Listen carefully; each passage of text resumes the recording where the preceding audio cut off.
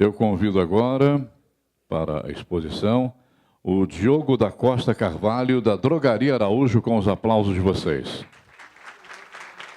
Bom dia, todo mundo. Gostaria de agradecer especialmente aí o pessoal do Grupo FRG, né, e também o pessoal da ABDG pelo convite. Né. Vamos lá. Bom, enquanto liga ali, vamos começar a falar um pouquinho. Né. Quando me convidaram para participar aqui, né, foi muito bacana, mas a gente começou a pensar, né, como que a gente ia traduzir, né, todo o esforço que a gente vem tendo. Né, a gente não trabalha especificamente em geração distribuída. Para a gente o negócio é eficiência energética. Né, então a gente está sempre trabalhando em eficiência energética e a geração distribuída é uma parte do que a gente trabalha dentro de geração, né, de eficiência energética. E quando a gente começa a pensar, né, em como contar uma história aqui, né, a gente começa a ver que porque para Araújo não é uma história. Né? Na verdade, a gente vai contar uma breve história entrelaçada aqui. Né? Araújo é uma empresa que começou em 1906, então uma empresa centenária, ela não tem uma história, ela tem várias histórias. Né? E como a gente está sempre buscando estar junto no nosso maior ativo, né, que é o nosso cliente, a história dos nossos clientes se misturam com a história da própria Araújo. Né? Então, vamos lá, a gente não tem a ideia de ser uma farmácia. Araújo não é uma farmácia, Araújo é uma conveniência. Né? É comodidade para o cliente. São 220 lojas em Minas, 190 aqui na região metropolitana. Por quê? Porque está perto do cliente, é comodidade, é conveniência, e a gente enxerga a importância disso, e ainda cabe mais muita loja em BH, e a gente vai continuar seguindo, e não adianta vir Raia, Pacheco, que a gente vai manter o domínio aqui. Né? As nossas lojas têm uma média de 400 metros quadrados, né, com um mix mega diversificado. Né, são mais de 18 mil itens, não medicamento. A linha de medicamento é completa, e a gente tem mais de 18 mil itens, que aí a gente está falando de brinquedo, material de limpeza, alimento, qualquer coisa que você pensar. Né? Araújo tem tudo e muito mais. Né? Quando a gente fala também em Araújo, aqui a gente não fala, né? O mineiro não fala em, eu vou na farmácia, eu vou na Araújo. Né? E a gente tem que garantir que isso continue assim. Né? Então, assim, mas como que a gente pode garantir conveniência e foco, né, no cliente de forma responsável ao longo do tempo? Né? Não é uma coisa fácil, a gente tem que estar sempre pensando nisso aí, mas o grande ponto é tentar ser pioneiro. Né? Ser pioneiro hoje é fácil. Né, pensar assim, o que é ser pioneiro hoje. É tranquilo da gente pensar isso. Né? A gente lembra de inovação, então fala assim, eu tenho que desenvolver alguma coisa, um aplicativo, eu tenho que buscar, né, múltiplos canais de venda e de comunicação com o cliente, eu tenho que ter entrega facilitada de várias formas. Então, a gente tem um box, a gente tem entrega no balcão, na casa da pessoa, internet, o que for. Internet das coisas já é uma realidade fora do Brasil, está chegando, a gente já está se preparando para isso. E ao longo do tempo? Né? Como que a gente trabalha isso ao longo do tempo numa empresa centenária? Né? Se a gente for ver, Araújo foi o primeiro plantão 24 horas em Minas. Tá? Isso aí como é que aconteceu? Tem de duas formas. Né? O oficial, que na década de 30 lá começou, a loja ficava aberta 24 horas, mas tinha o seu Modesto, avô do atual presidente, que tinha uma campainha na porta da loja. De noite o cliente ia lá, apertava a campainha, ele levantava da cama dele, que ficava atrás da loja, e ia lá atender. Então, isso é ser pioneiro desde o início. Telemarketing e serviço de delivery, primeiro do estado também de Minas. Primeira drogaria do Brasil com serviço drive-thru. Quem chega de fora acha até estranho, né? Uma drogaria com drive-thru funciona, é importante, nosso cliente entende essa comodidade, a gente vai continuar com esse modelo. Primeira rede de farmácia também do Brasil no modelo de drugstore. E aqui a gente, né, eu como gerente administrativo, eu tenho que pensar esse pioneirismo, e toda a equipe está imbuída disso, para trás do balcão. Como que a gente pensa, né, pioneirismo para trás do balcão, economia para os nossos acionistas, né, e um melhor ambiente para todo mundo que está envolvido. Né? Então, agora eu vou contar a história, né, da Ana e da Alice. Né?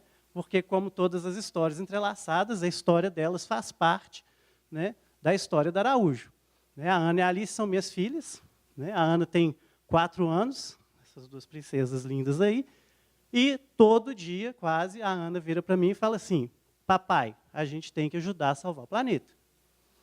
Então, assim, o que talvez a nossa geração, né, não tivesse isso tanto, até tem, mas não tão forte, essa geração mais nova que está chegando tem essa pegada muito firme.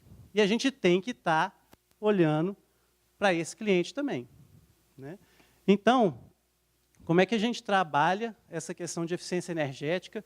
E agora eu não vou falar mais, né, especificamente da Araújo, vamos entrar no tema. Tá? Energia é a nossa terceira maior despesa, né, só perde para a folha e aluguéis. Então, é um gasto extremamente relevante que a gente tem que estar atento o tempo inteiro. Né? Então, como é que a gente faz para trabalhar continuamente isso aí?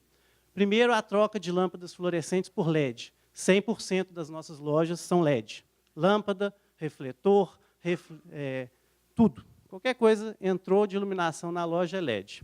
Né? A não ser que seja sol, tá? Que tem iluminação natural. Troca de ar-condicionado por climatizador. Então, um climatizador consome 90% menos que um ar-condicionado. Né? Então, isso aqui possibilitou a gente climatizar as lojas. Né? Então, uma loja que era quente, agora com climatizador, passa a ter um ambiente agradável para o cliente, dentro de um custo razoável. Né? Gerador de gás no CD, na hora ponta.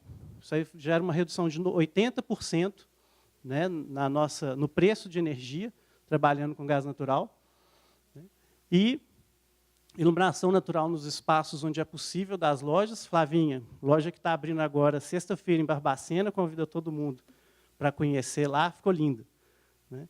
E a adesão à geração distribuída, seja hídrica e solar. Tá? Acho que um ponto importante da gente estar falando aqui também, que já foi falado mais cedo hoje, é a questão da simultaneidade. Né? Concordo muito com o que foi colocado aqui pelo Gustavo, porque nossas lojas, assim, se a gente pegar 85% delas, abrem só de 6 até as 23 horas. Né? Então, as outras são 24 horas. Mas, para essas, eu tenho um período aí de consumo de energia com toda essa iluminação para 400 metros, uma série enorme de geladeiras e freezers para toda a linha de alimentos, né, que vai estar consumindo durante o dia. Então, a geração que eu tenho solar, ela vai direto ali. Não tem muito problema nesse aspecto. Mas vamos falar especificamente da geração. Como é que foi esse passo a passo para a gente chegar na geração distribuída? Né, o último ano, a gente compensou 100% da nossa energia com geração distribuída, tá? Tirando CD, que é média tensão, e loja de shopping, né, que não tem jeito. Né, então, em 2015, a gente começou, né, a analisar a 482 e a gente via uma baixa segurança jurídica enorme. Né, todo mundo batia a cabeça, né, até se levava para advogado e os entendimentos eram completamente diferentes. Né. A gente tinha muita proposta de GD solar em telhado, o que é uma proposta muito interessante, é bacana, mas para a gente não era o ponto. Por quê? Para a gente seria pouco efetivo, porque a gente tem muita sombra nos telhados aqui, né? A maior parte das lojas na região metropolitana com prédios do lado, muita sombra. Né? As características de loja, muita loja sem telhado para colocar, né? E ainda a questão da manutenção no telhado. Então, para a gente realmente fazia sentido a questão de uma fazenda solar. Né? E a gente tinha ainda savings pouco expressivos, tá? Da ordem de 10% a 15%. Tá? E a gente via que era um negócio que poderia gerar um saving muito maior. Em 2016, com a 687, a gente passa a ter uma melhor segurança jurídica, então passa a gente acreditar mais no negócio, e o que a gente estava tentando imaginar como fazer, a gente começa a tornar realidade. A gente tinha muitas propostas, tanto hídricas quanto solares, e a gente busca por assessoramento jurídico, o pessoal do Waltenberg, que foi muito bom, né, esclareceu muita coisa para a gente. Em 2017, a gente faz a adesão à geração distribuída. Entramos em dezembro de 2017, gostaríamos de ter entrado no início do ano, né? O contrato foi assinado no início de 2017, a gente teve uma série de problemas aí, né, de entendimentos regulatórios e liberações por parte da concessionária que fez com que a gente só conectasse em dezembro de 2017. Tá? Mas qual que era essa realidade em 16, 17? A gente tinha muitos intermediários, a gente tinha, por incrível que pareça, muitas propostas fora da 482, gente querendo efetivamente vender energia, mesmo assim, na cara dura, né? Savings muito diversos, propostas longas, de 25, 30 anos, e muitos players novos com pouca experiência. O telefone tocava 2, 3 vezes na semana, oferecendo geração distribuída. Tá? O que a gente queria? A gente não queria intermediário, a gente queria um contrato alinhado com a 482 dentro da lei, a gente queria um save significativo e a gente queria propostas de curto e médio prazo, com fornecedores experientes e com grande capacidade de execução. Tá? Então, a gente conseguiu encontrar isso com 2 fornecedores, que foram a AES Tietê e a Rai Brasil. Tá? O Ricardo está ali. Cadê o Rafael? O Rafael está ali. Então, como é que a gente escolheu a Rai Brasil? Tá? A Rai Brasil a gente escolheu por quê? A gente tinha um investimento zero, a gente arrendou a usina e um serviço de OEM. As usinas eram CGHs, elas estavam prontas, com interligação imediata, GD, ou pelo menos a gente esperava que fosse, né? Foi um saving relevante nas nossas contas de energia, um impacto ambiental baixo, CGH é um rio passando ali, não tem grandes problemas, um controle de créditos através de aplicativo e de relatórios muito bom, muito bem fornecidos para a gente, que possibilitava esse controle todo, né, das mudanças e da alocação de energia. Né? Com 200 lojas, a gente tem que ficar mudando toda hora esses percentuais de alocação. Né? E grande flexibilidade. Eram 19 usinas que eles tinham. Né? Então, a gente chegou a ter 3, depois caiu para 1, voltou. Tá? Então, a gente começou a compensar em 2017, 100% da nossa demanda de energia, de dezembro de 2017 até janeiro agora, 100% em GD. Né? Energia em 17 e 18 por 3 CGHs, agora a partir de fevereiro é uma CGH de 500 MB. Tá? Sendo que o abastecimento dos prédios administrativos e as lojas que a nossa planta solar não vão atender, vão continuar com eles. Só para ter uma ideia, né, de valor, nesse período, né, de dezembro de 17 até agora, foram gerados 15 mil megawatt-hora. Tá? Então, é bastante coisa. Tá? Como é que foi a escolha agora pela AES? Né?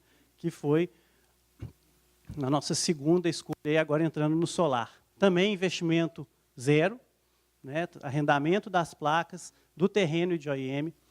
A AES cuidou de toda a elaboração do projeto, das aprovações, da construção da planta. Foi um projeto feito a 4 mãos, então a gente passou toda a nossa necessidade para eles, eles foram adequando o que podia ser feito, né, com o que a gente esperava. É uma solução modular, então hoje essa planta tem 5 MB. Né? Se futuramente a resolução mudar, permitir um acréscimo, a gente pode, né, acrescentar toda com o sistema de tracking. Né? O mesmo controle de crédito que a gente tem com a Rai Brasil, a gente vai ter com a AES, ainda falou que vai ser melhor ainda, né?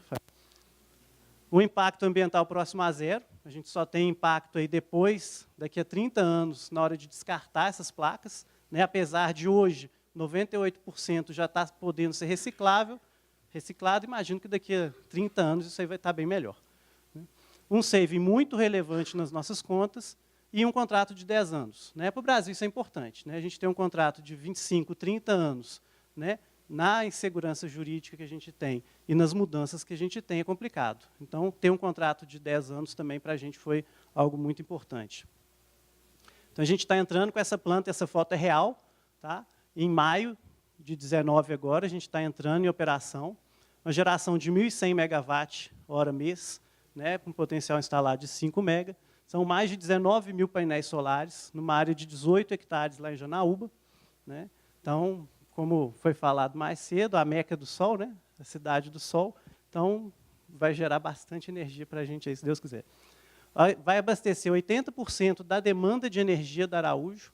Tá? A gente vai ter aí em torno de 170 lojas totalmente atendidas com geração solar no final desse ano. Né? Então, as 220 que a gente vai abrir mais 40. Então, pelo menos 170, né, considerando uma folguinha aí, vão ser 100% com energia solar.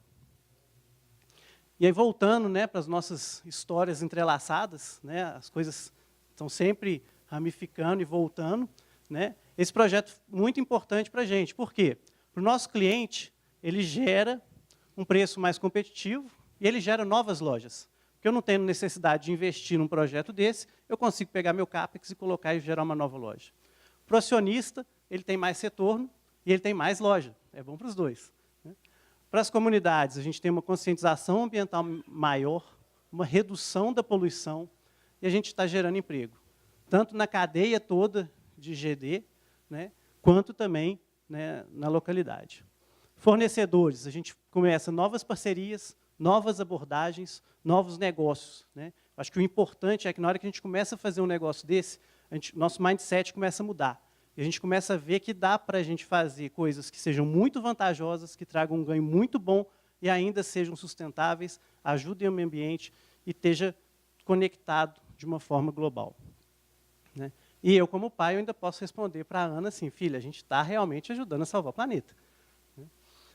Agora, sim, eu acho que, como nem tudo são flores, né, eu acho que a gente tem que falar alguns riscos, né, e alguns pontos de reflexão, né, principalmente nesse momento que a gente está agora, né? A atualização da 482 é uma ameaça para GD no futuro, tá? Então, assim, dependendo do que for colocado, a gente não sabe, né, mas dependendo do que for colocado, virtualmente a gente está matando a GD aí no futuro. Se colocar lá que aquela alternativa 3, 4, acabou, né, do jeito que está. Então, assim, tem muitas coisas que estão sendo faladas nesse fórum de bateria, que são, talvez, caminhos, né, muito mais interessantes do que a gente está falando que do que você gerar, quase nada de crédito vai ser seu, né? A participação ativa, então, nessa consulta pública é mandatória. Acho que todo mundo que está envolvido com o GD tem que participar, tem que colocar a sua posição, independente de qual seja, mas tem que colocar. Se alguém, né, se a gente tiver uma voz aqui calada, é uma chance a mais da GD naufragar nos próximos anos. Para quem já está, foi garantido pela ANEEL que vai continuar na regra atual. Mas, e aí, a gente vai deixar o mercado acabar em função disso, né? E muito se coloca que a GD põe em risco o equilíbrio de mercado. Como assim?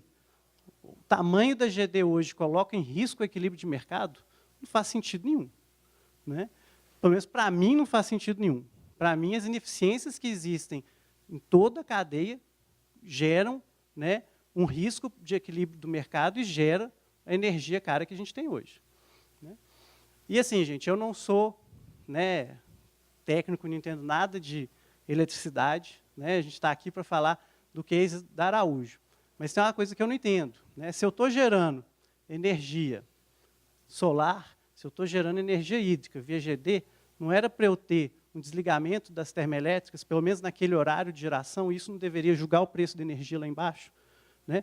Ah, não dá para manter porque a térmica demora para começar a gerar o diesel, o carvão. Pô, no CD a gente tem o gerador a gás, claro que a dimensão é muito mais reduzida, mas que ele entra sim. Qualquer pico de energia que tiver da CEMIG, ele entra instantaneamente, depois volta regulando. Então, assim, eu acho que tem muito mais auê do que qualquer coisa, né, nessa história do impacto da GD, né, no mercado regulado, tá? Então, essa é a minha visão, tá?